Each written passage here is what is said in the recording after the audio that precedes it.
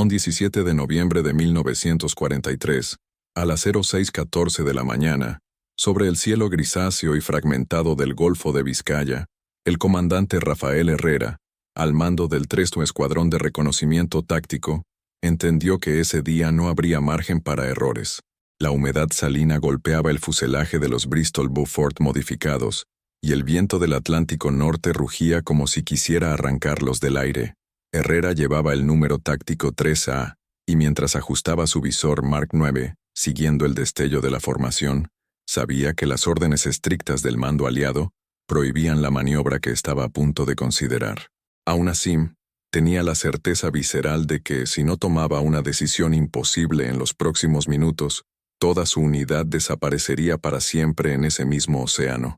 Detrás de él, el operador de radio, el sargento Luis Falcón, de Sevilla, murmuraba una verificación constante de frecuencias intentando disimular la tensión que hacía temblar sus manos.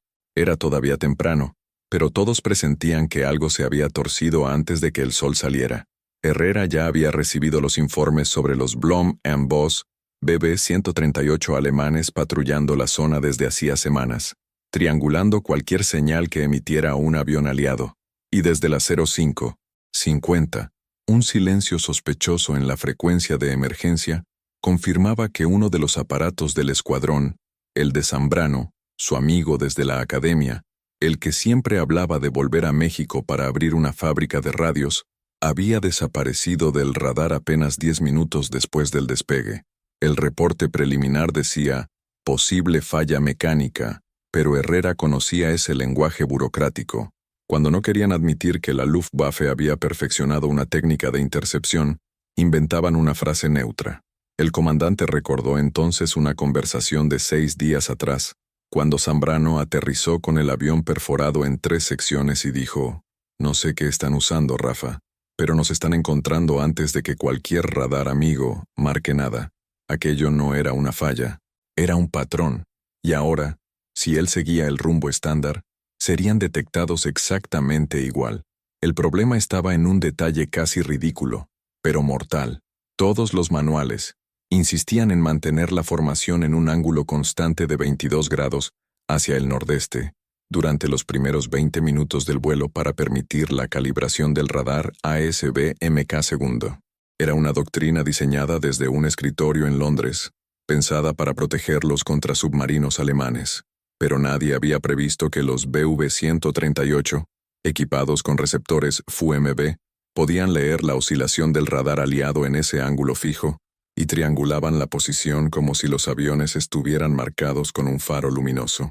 En los últimos 12 días, 3 misiones habían sido derribadas antes siquiera de acercarse al objetivo. En cada informe, la misma frase, error de navegación, la formación rompió disciplina. Como si romper disciplina fuera peor que morir. Herrera no lo aceptaba. Había estado 3 noches revisando los registros de vuelo con Falcón, anotando cada aparición de interferencia, cada desaparición repentina del radar amigo, cada patrón sospechoso. Y descubrieron algo.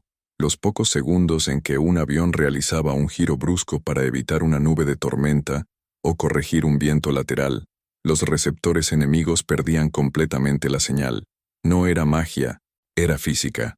Ese giro alteraba el ritmo del barrido del ASB y hacía que los BV-138 tardaran 15 o 20 segundos en recalcular.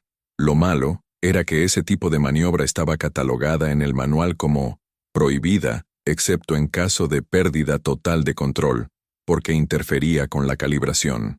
Y ningún oficial superior en Londres quería admitir que un simple giro podía ser la clave de supervivencia. Aún así, Herrera lo había visto con sus propios ojos el 2 de noviembre, cuando el aparato del teniente Ortega evitó ser interceptado solo porque una corriente ascendente lo empujó fuera del ángulo por error. Ortega aterrizó pálido y temblando, pero vivo, y todos lo sabían. Ese recuerdo se mezcló con otro todavía más pesado.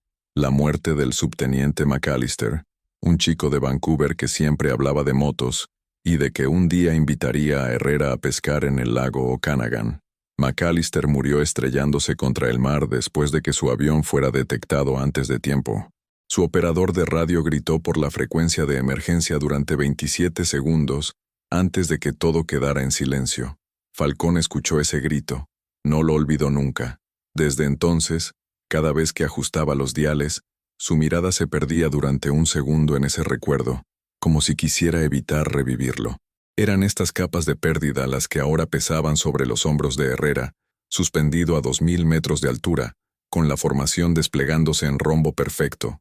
Los números pintados en los fuselajes parecían fantasmas flotando en la neblina, y el reloj marcaba 0614, lo que significaba que en menos de 3 minutos entrarían en la zona donde los BV-138 solían merodear.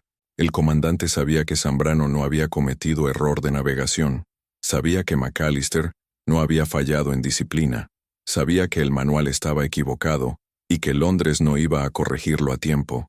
Así que respiró hondo, sintiendo el cuero de su arnés tensarse contra el pecho, y tomó una decisión que podía costarle la carrera, la insignia y la vida, pero que salvaría a los hombres que confiaban en él. Miró por encima del hombro hacia Falcón, que seguía murmurando frecuencias. El sargento levantó la vista un instante como si hubiera sentido la turbulencia emocional.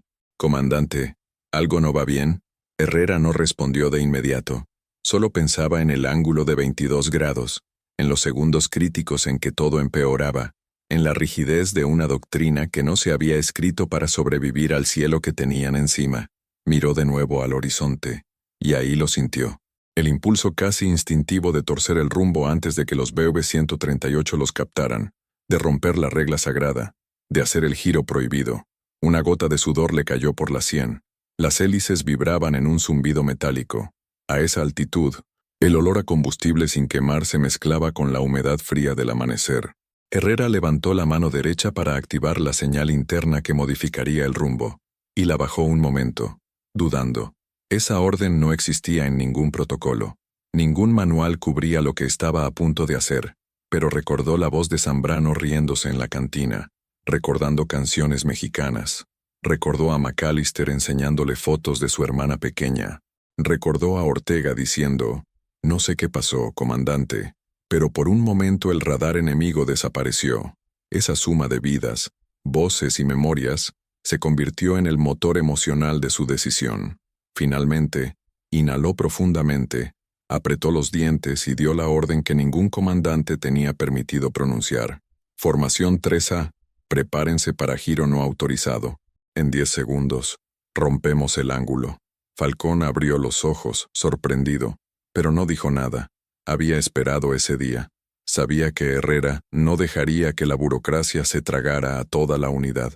Afuera, el amanecer apenas lograba iluminar el mar, y la formación seguía avanzando recta como una flecha hacia el punto donde tantas veces habían desaparecido del cielo.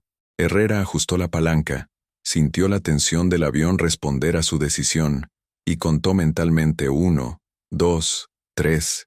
El mundo parecía contener la respiración, porque en cuanto diera la señal final, el destino del escuadrón dependería de un giro que oficialmente no debía existir, pero que era la única esperanza de mantenerse vivos durante los próximos 19 minutos. A las 06:24 de esa misma mañana, cuando el horizonte se extendía como una lámina metálica apenas quebrada por el reflejo del sol naciente, el comandante Rafael Herrera dio la señal final. No levantó la voz, no necesitaba hacerlo. Bastó un ligero temblor en su tono para que los pilotos del 300 Escuadrón entendieran que algo extraordinario estaba comenzando. «Ahora», dijo simplemente, y movió la palanca con una determinación que ocultaba el vértigo de romper una regla que había sostenido toda la doctrina aérea aliada desde 1942. El Beaufort 3A respondió de inmediato con un estremecimiento seco, como si el avión mismo dudara de aquella orden inesperada. A su lado, los aparatos 3B, 3C y 3D siguieron el giro con precisión milimétrica, aunque nadie en tierra les había enseñado a hacer esa maniobra en formación. Lo hicieron porque confiaban en Herrera, y porque el miedo a volver a oír un grito final en la frecuencia de emergencia era mayor que cualquier manual. Durante los primeros segundos, el escuadrón se inclinó en un arco que jamás debería haber ocurrido. El radar, ASIBMK segundo, perdió su calibración inicial, la señal tembló, Las agujas vibraron como si protestaran por la violación del protocolo. Herrera notó cómo la luz ámbar del panel parpadeaba indicando interferencia, pero esa era exactamente la intención. Sabía que el giro crearía un intervalo muerto en la emisión del pulso, que los receptores alemanes solían rastrear. Era un espacio de ceguera de apenas segundos, pero suficiente para romper la triangulación de los BV-138. Casi podía imaginar, varios kilómetros más al norte, a los operadores alemanes frunciendo el ceño ante la desaparición súbita del patrón que esperaban ver. «Comandante, estamos fuera del ángulo. El ASB está marcando error crítico», dijo Falcón con la voz más tensa de lo que intentaba disimular. «Lo sé», respondió Herrera. «Mantén el barrido en modo manual. No toques nada más». Falcón tragó saliva, ajustó los diales con movimientos lentos y precisos, y se preparó para el ruido estático que siempre acompañaba a esa anomalía. Pero ese ruido no llegó. En cambio, durante varios segundos, una quietud extraña llenó la cabina, como si el aire mismo se hubiera detenido para observar la maniobra. Era el tipo de silencio que no tiene explicación técnica, pero que todos los que estaban allí recordarían por el resto de sus vidas. A 100 metros de altitud, el escuadrón completó el giro prohibido, y por primera vez en semanas, los pilotos no vieron ningún destello sospechoso en el horizonte. Normalmente, para ese punto exacto del vuelo, algún artillero reportaba una sombra distante o un reflejo metálico que siempre precedía a los aviones de patrulla alemanes. Pero aquella mañana, nada. El cielo estaba vacío, o mejor dicho, no podían ser vistos. Herrera lo sintió antes incluso de que Falcón hiciera la comprobación. Era una intuición mezcla de experiencia, memoria y una gota de superstición. Algo había cambiado. Sin embargo, el riesgo no había terminado. El giro debía mantenerse durante al menos 19 minutos para atravesar la zona donde los receptores FUMB alemanes eran más activos. Era un tiempo largo, demasiado largo para una maniobra extraoficial, demasiado largo para que el destino no decidiera intervenir. Herrera sabía que cualquier variación brusca podría exponerlos. La formación volaba ahora en un rumbo que no existía en los mapas de instrucción, un corredor de invisibilidad improvisado en el aire, y aún así, a sus oídos llegaba la respiración de Falcón, lenta y constante, prueba silenciosa de que al menos uno de los hombres confiaba tanto en esa decisión como él mismo. A las 06:01, el aparato 3D, pilotado por el teniente primero Manuel Retana, reportó una leve turbulencia. Rumbo estable, pero el viento está cambiando, comandante. Herrera revisó sus instrumentos. El viento del noreste aumentaba, lo que obligaría a corregir el ángulo sin romper la maniobra. Era un desafío técnico, en el que cualquier error podría destruir todo el efecto logrado. Ajustó el timón con la suavidad de quien afina un instrumento delicado. Retana imitó el movimiento segundos después, y luego el resto de la formación hizo lo mismo, creando un ballet aéreo improvisado que jamás se enseñaba en academia alguna. «Señal limpia», murmuró Falcón con incredulidad repentina. «Comandante, no hay eco enemigo en ningún sector, nada, ni siquiera distorsión». Herrera no respondió. Simplemente dejó que esas palabras lo atravesaran como una corriente eléctrica. Era la primera vez, en toda la campaña de Vizcaya, que el radar permanecía en silencio en ese punto exacto del vuelo. Era imposible, según Londres, pero allí estaban, invisibles.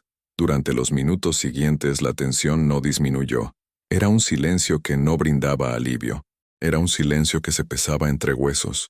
Los hombres sabían que lo que estaban haciendo podía llevarlos a un consejo de guerra si algún oficial rígido descubría la maniobra, pero también sabían que esa misma maniobra podía ser lo único que les permitiera regresar vivos para contarlo. A las 06:38, mientras cruzaban un banco de nubes bajas, el comandante recordó algo que llevaba días masticando, la visión del capitán Sinclair, su superior directo, diciendo en tono severo: «No necesitamos improvisaciones en el aire, necesitamos disciplina». Cada vez que escuchaba esa frase, recordaba a McAllister y al grito que se apagó en la radio. Disciplina no los había salvado. Lo que los estaba salvando ahora era desobediencia, era coraje clandestino. Era la decisión humana de desafiar una norma escrita por gente que nunca se había sentado en una cabina sobre el Atlántico. A las 06:41, El 13º escuadrón avanzaba en un corredor que nadie más conocía. El mar abajo parecía quieto, pero Herrera sabía que no lo estaba. Allí, bajo esas aguas frías, había submarinos alemanes en tránsito, y más al este, patrullas aéreas esperando captarlos. Pero ninguna de ellas aparecía, ni siquiera un eco débil. El comandante no podía evitar mirar por momentos el panel de su radar, casi esperando ver un punto rojo aparecer como una maldición. Pero el panel seguía limpio. Era como si el escuadrón hubiera dejado de existir. Entonces, a las 06:44, algo ocurrió que sellaría la convicción de todos. El aparato 3C, pilotado por el canadiense Thomas Reeves, reportó haber visto un BB-138 volando en dirección opuesta, a unos 4 kilómetros de distancia. «No nos ha visto», dijo Reeves con una mezcla de incredulidad y alivio. Normalmente, ese tipo de encuentro terminaba en persecución o ataque inmediato. Pero el hidroavión alemán pasó de largo, sin alterar su rumbo, sin emitir señal alguna, sin mostrar interés.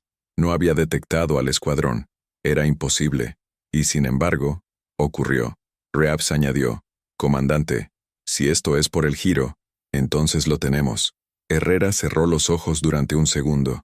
Después abrió la vista y volvió a fijarla en el horizonte. «Mantenemos la maniobra», dijo con la convicción de quien sabe que acaba de pisar un camino del que ya no puede volver atrás. No era solo un experimento. Era la primera prueba tangible de que habían encontrado un modo de convertirse en fantasmas en el aire. A las 06:48, cuando completaron 19 minutos exactos desde el giro, la zona crítica quedó atrás.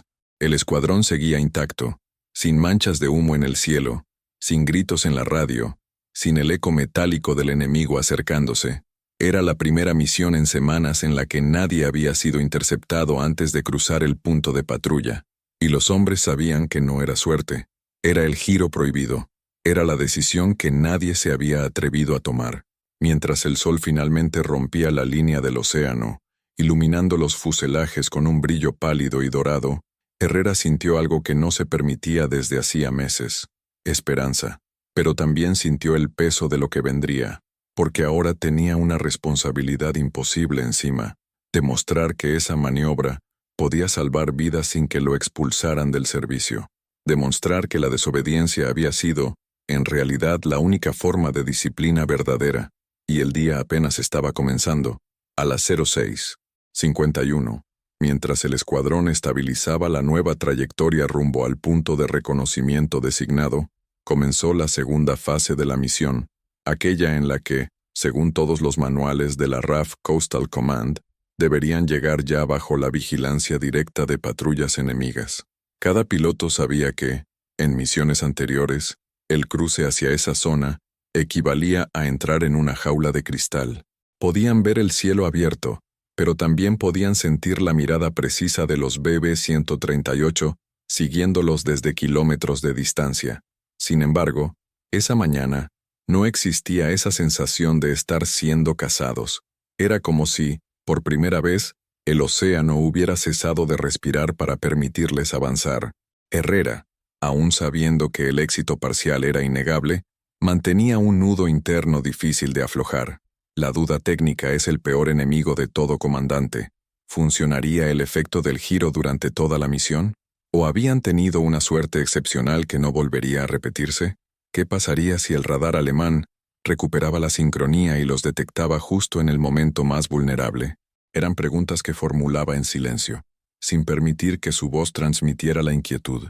Los hombres detrás de él confiaban en su certeza, no en sus temores. Mientras tanto, el Beaufort 3C reportó un segundo detalle crítico. Reeves habló con tono bajo, casi reverencial.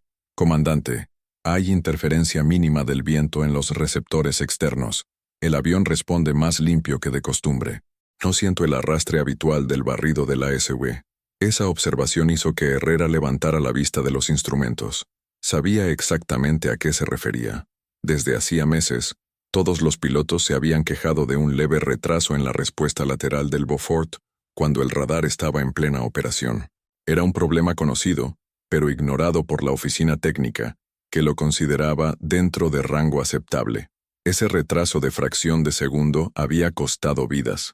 Los pilotos que intentaban una maniobra evasiva tras detectar un eco enemigo sentían que el avión respondía un instante después de lo necesario, como si arrastrara un peso invisible. Nadie lo decía en voz alta, pero en privado lo llamaban la sombra del radar. Y ahora, en este vuelo, esa sombra no estaba presente. Herrera pensó inmediatamente en un viejo recuerdo. El teniente Zambrano 4 meses atrás, explicando con una mezcla de rabia y resignación cómo su avión había tardado medio latido de corazón en reaccionar mientras una patrulla alemana se lanzaba sobre su formación. Ese medio latido había sido suficiente para que la metralla perforara el fuselaje, dañara los controles y casi lo matara. Aquel día Zambrano regresó vivo solo por un milagro de ingeniería improvisado, cuando un cable de control se atascó en un ángulo que, por azar, le permitió recuperar estabilidad. Desde entonces, la sombra del radar se había convertido en un fantasma persistente entre los pilotos. Pero no esta mañana, no con el giro prohibido. A las 06:56, el sol ya iluminaba el mar en una franja más amplia. Las ondas parecían planchas de acero líquido. Era el tipo de escenario perfecto para que un avión de patrulla enemigo los detectara por reflejo, y sin embargo, nada apareció.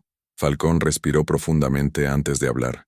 «Comandante, aún seguimos invisibles», no logró entenderlo. Herrera sí lo entendía, aunque no del todo. El giro había roto la sintonía entre la frecuencia de barrido de la ASB y la capacidad del FUMB alemán de captar su pulso. Era como si el escuadrón hubiera salido del compás de una música peligrosa. Ahora volaban en una nota silenciosa, fuera del ritmo que los enemigos conocían. Una anomalía, un vacío, un agujero en la lógica del radar, pero solo él y Falcón sabían eso. Para los demás era simplemente un milagro, pero los milagros no duran eternamente. A las 07:02, el operador de radio del aparato 3D reportó un eco pequeño, no identificado, al sur. Podría ser un reflejo en la superficie o un U-88 en patrulla temprana. Herrera sintió como el viejo instinto volvía a tensar su espalda. Los U-88 eran los verdaderos verdugos del Atlántico.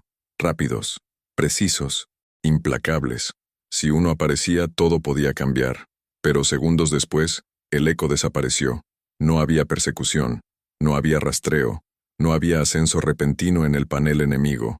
Era como si el U-88, si realmente estaba allí, hubiera visto un cielo vacío, como si el escuadrón no existiera. «Seguimos adelante», ordenó Herrera, aunque internamente sentía que cada kilómetro que avanzaban era una apuesta que podía volverse en su contra. Esa mezcla de temor y determinación era familiar para él. Era la misma que sintió la noche en que descubrió el patrón en los registros de interferencia. La misma que lo impulsó a violar la norma esa mañana. La misma que ahora lo sostenía. A las 07:09, la misión entró en su tramo más crítico. El sector 17, zona de tránsito alemán activo. Normalmente, allí aparecían aviones enemigos casi de inmediato. Pero no esta vez. Herrera sabía que no podía confiar en esa calma eterna. Decidió entonces realizar una prueba peligrosa pero necesaria. 3B. Rompa leve a babor y manténgase en paralelo, ordenó. Era una maniobra arriesgada, porque si un solo aparato perdía la cobertura silenciosa, sabrían que el giro solo protegía a la formación unida. Pero necesitaba saberlo. Necesitaba saber si la invisibilidad era un fenómeno colectivo o si dependía del alineamiento exacto tras el giro. El teniente Aristegui, piloto del 3B, ejecutó el movimiento sin dudar. Su avión se separó apenas unos metros, suficiente para alterarse la geometría del eco. Pasaron 5 segundos. 10, 20. Silencio. «No hay detección enemiga», confirmó Falcón. Eso lo cambió todo. La maniobra no solo había ocultado al escuadrón entero, sino que cada aparato individualmente seguía fuera del mapa enemigo. Herrera sintió un vértigo extraño, una mezcla de triunfo silencioso y miedo sagrado. Lo que habían descubierto no era un truco menor, era una brecha en el modo en que el enemigo entendía el cielo, una grieta en la matemática de la guerra, una ventana hacia una nueva forma de sobrevivir. A las 07:16 el escuadrón llegó al punto de reconocimiento. Por primera vez en semanas, todos seguían vivos. Ningún avión había desaparecido, nadie había pedido ayuda, ningún operador de radio había gritado su último mensaje. Era un logro que pesaba más que cualquier derribo. Era la prueba viva de que un comandante que decide romper una regla puede salvar más vidas que un general que insiste en proteger un manual. Herrera ordenó entonces el retorno. Sabía que lo más difícil no sería justificar la maniobra, sino repetirla sin llamar la atención de los inspectores. Pero también sabía que, después de lo que habían visto esa mañana, ningún piloto volvería a aceptar volar en línea recta hacia su muerte. A las 07:22, cuando iniciaron el regreso, el mar parecía otro, el cielo también, o quizá eran ellos los que habían cambiado. Habían cruzado el punto donde tantos amigos quedaron atrás. Habían recorrido un pasillo de muerte sin ser vistos. Habían volado como fantasmas durante 19 minutos, que no figuraban en ningún informe oficial, y Herrera comprendió entonces que, si querían conservar aquella ventaja, tendrían que guardarla como un secreto que salvaría vidas, pero que jamás sería reconocido por la historia oficial. Un secreto nacido de una decisión que, según Londres, nunca debería haber ocurrido. Un giro prohibido que no solo los había vuelto invisibles, sino que había cambiado, aunque fuera por un instante, las reglas no escritas del cielo de guerra. Y aún faltaban horas para que supieran hasta qué punto esa mañana alteraría el destino de toda la unidad. A las 07:29, cuando el escuadrón inició su tramo final hacia la base de St. Eval, el aire dentro del Beaufort 3A adquirió la densidad extraña que solo existe después de un suceso imposible. Era como si cada instrumento, cada remache del fuselaje y cada respiración contenida de los hombres cargara el peso silencioso de lo que acababan de lograr. Herrera mantenía el rumbo constante, pero su mente no dejaba de viajar hacia adelante y hacia atrás, intentando comprender el alcance de lo ocurrido. Sabía que no podía permitirse bajar la guardia. Una misión solo terminaba cuando las ruedas tocaban tierra, pero tampoco podía negar que algo dentro de él había cambiado. Aquella maniobra prohibida había demostrado que, a veces, la única forma de honrar las órdenes era desobedecerlas. A las 07:35, el mar había adquirido un tono azulado más claro, indicando la cercanía de la costa. Falcón, que llevaba casi 10 minutos sin emitir una sola palabra, finalmente habló. «Comandante, ¿va a informar esto?» Herrera tardó varios segundos en responder. Sabía que la pregunta no era simple. Informar la maniobra significaba admitir que había violado un protocolo básico de navegación y que había puesto en riesgo equipamiento estratégico, al menos según la perspectiva rígida del alto mando. Pero callarlo significaba permitir que otros escuadrones siguieran volando hacia su muerte, ignorando que existía un camino para evitar la detección alemana. «No lo sé todavía, Luis», murmuró con un cansancio que no era físico. «Si lo informo directamente, Sinclair va a prohibirlo, pero si no lo informo, nadie más lo sabrá, y no puedo cargar con más nombres en la lista de bajas». Falcón asintió, como si esa tensión moral fuera una vieja compañera a la que ya conocía. En realidad, lo era. Cuando se trabaja en un escuadrón, donde la mitad de los hombres han visto caer a sus amigos en misiones que nunca debieron fracasar, la conciencia se convierte en un campo minado. A las 07:41, la formación volaba en un silencio absoluto. No había interferencias enemigas, no había ruido de motores hostiles, no había alarmas. Era una calma extraña, casi inquietante. Herrera miró por la ventana lateral y recordó a Zambrano, imaginándolo volando junto a ellos ese día. Recordó a McAllister, al teniente Ortega, al canadiense Reeves, a cada uno de los hombres que habían sufrido por culpa del protocolo equivocado.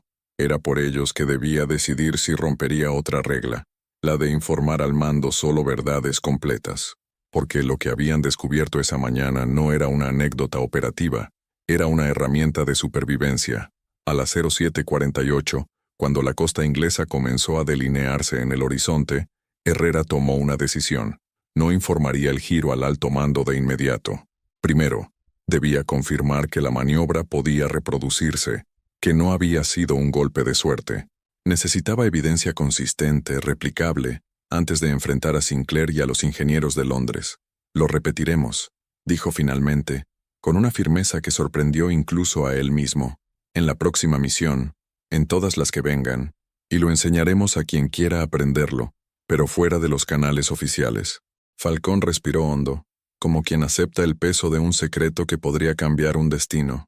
No dijo nada, pero en su mirada se leía un acuerdo silencioso.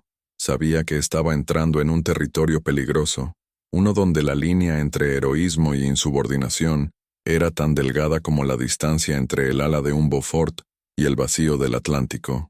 A las 07:52, el aparato 3D pidió permiso para ajustar altitud debido a un leve temblor en uno de los motores. Era rutinario, pero aquel día cualquier anomalía parecía más intensa. Herrera autorizó la corrección y observó cómo el avión descendía ligeramente, moviéndose con una elegancia triste, como si también guardara un secreto. Lo que nadie imaginaba en ese momento, no Herrera, no Falcón, no ninguno de los pilotos, era que aquel temblor se convertiría, en cuestión de minutos, en la clave para demostrar que el giro prohibido no había sido casualidad. A las 07:57, cuando la base estaba ya a menos de 15 minutos de distancia, ocurrió la escena que marcó la mañana con una huella indeleble. El aparato 3D, pilotado por Retana, volvió a reportar vibración fuerte. Antes de que Herrera pudiera responder, un mensaje cortó el silencio de la radio. Tenemos pérdida parcial de presión en el motor izquierdo. Fue un instante que paralizó a todos. Un motor fallando en esa fase del vuelo era una tragedia a medio camino entre la rutina y el desastre. Los Beaufort no toleraban bien la asimetría de potencia. Cualquier error podía provocar una entrada en pérdida. Retana, mantén el ángulo. No intentes corregir demasiado, ordenó Herrera con voz firme. Recuerda el entrenamiento. Mantén la nariz nivelada. No fuerces el timón. Pero mientras hablaba, Herrera realizaba cálculos mentales vertiginosos. Sabía que en misiones anteriores, una vibración inesperada en esa altitud había sido fatal, y también sabía que la sombra del radar, ese retraso maldito en la respuesta lateral, empeoraba la capacidad del piloto para corregir. Pero esa mañana, algo fue distinto. Retana logró estabilizar el avión en segundos. Comandante, responde más rápido de lo que debería. No sé cómo explicarlo, pero puedo controlarlo. Y entonces, casi en un susurro incrédulo, añadió, es como si la sombra no estuviera. Herrera sintió un golpe de emoción difícil de controlar. El giro prohibido no solo los había vuelto invisibles, también había eliminado temporalmente el retraso que hacía al Beaufort tan difícil de manejar bajo estrés mecánico. Era la segunda prueba, inesperada pero decisiva, de que el protocolo era defectuoso. El giro había cambiado la interacción entre el barrido del radar, el flujo aerodinámico y la distribución de energía en los sistemas de control. A las 08:03, después de estabilizar perfectamente su avión, Retana volvió a la formación. Y todos comprendieron, sin decirlo en voz alta, que si el protocolo hubiera estado vigente, si hubieran mantenido el ángulo de 22 grados, ese motor fallado habría sido una sentencia de muerte. El giro prohibido había salvado otra vida, esta vez no por invisibilidad, sino por capacidad de control. A las 08:06, el escuadrón comenzó la aproximación final a Saint-Eval. Desde la torre, solicitaron la rutina estándar de reporte. Herrera respondió como si fuese un vuelo más. No mencionó el giro, no mencionó la invisibilidad, no mencionó la vibración ni la ausencia de sombra. Cada palabra fue calculada para no despertar sospechas. A las 08:11, las ruedas del 3A tocaron tierra con un chirrido corto y preciso. El impacto leve con la pista fue casi simbólico. Habían vuelto del vacío. Eran cuerpos sólidos nuevamente después de haber sido espectros en el cielo. Los demás aterrizaron detrás de él, uno a uno, como una procesión silenciosa de máquinas sobrevivientes. Desde el hangar, algunos mecánicos salieron a recibirlos con expresiones sorprendidas. Nunca había sido tan temprano para un retorno completo. Normalmente, 1 o 2 aviones llegaban dañados, otros tardaban más, y alguno, siempre alguno, simplemente no volvía. Pero esa mañana, estaban todos. Era un hecho tan improbable, tan profundamente emocional, que incluso los mecánicos endurecidos por la guerra se quedaron mirando en silencio, como si dudaran de la realidad. Y allí, entre el olor a queroseno y metal caliente, Herrera comprendió la magnitud del pacto que estaban a punto de sellar. A partir de ese día, el giro prohibido no sería solo una maniobra, sería una hermandad, Un secreto que pasaría de boca en boca, de hangar en hangar, de piloto a piloto. Una decisión clandestina que salvaría vidas hasta que alguien en Londres, obligado por la evidencia, admitiera la verdad.